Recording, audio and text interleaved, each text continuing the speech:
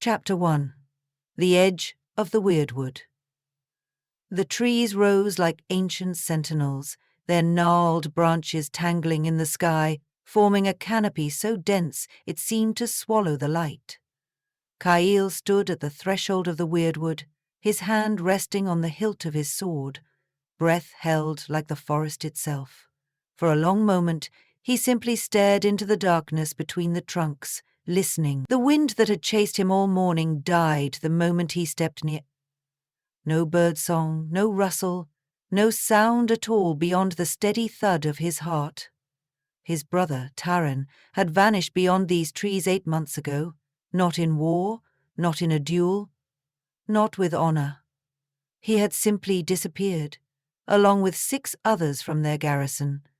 The search party found only a trail of broken branches, blood smears on bark, and finally Tarren's sword, snapped in half at the edge of the wood. Cael had held that sword in his hands, dried blood still crusted into the hilt, the steel bent and broken. No beast could snap a blade like that. No man could leave nothing else behind. But the captains had stopped the search. The priests had whispered of ancient curses, old spirits. They said the forest had claimed him, and that to chase ghosts into the Wyrdwood was to join them.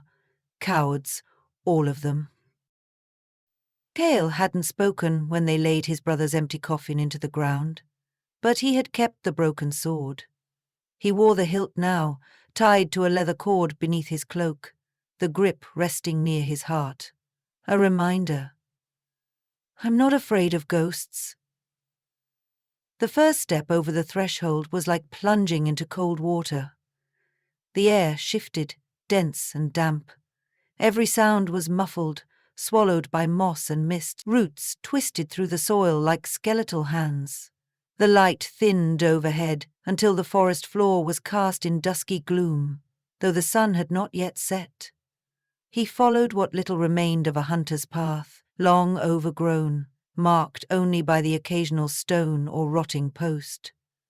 The deeper he went, the more the forest seemed to change.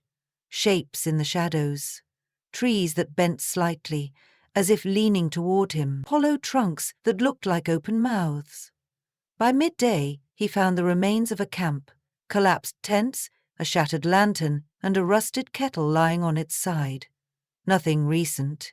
He touched the fabric of one tent, brittle, decayed. Whoever had set it up had been gone for a long time.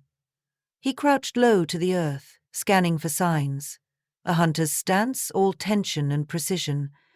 The muscles of his thighs flexed beneath worn leather, the stretch of his body fluid, feline. Moonlight caught the sheen of sweat on his neck, sliding down to the open collar of his shirt, where his chest rose and fell with steady breath.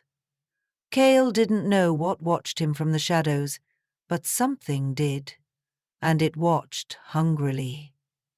There was a rugged grace in him, the kind that didn't need polish or pretense. His hands, scarred, capable, moved with care as he examined the broken remnants of a boot near the roots.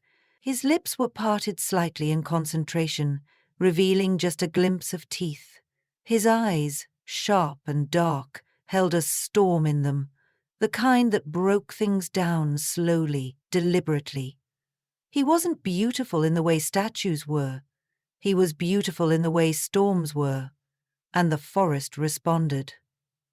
He set camp near a stone outcrop as twilight settled, using the rock as a wall at his back. The fire he built was small, just enough for light, not enough to draw too much attention. His sword lay at his side, unsheathed. He didn't sleep easily. He hadn't in months. But when he did drift off, his dreams were strange, heavy, warm and cold all at once, the smell of flowers and blood, the feeling of fingers brushing his skin, not cruel, not kind, curious, and a voice, feminine, like smoke over embers.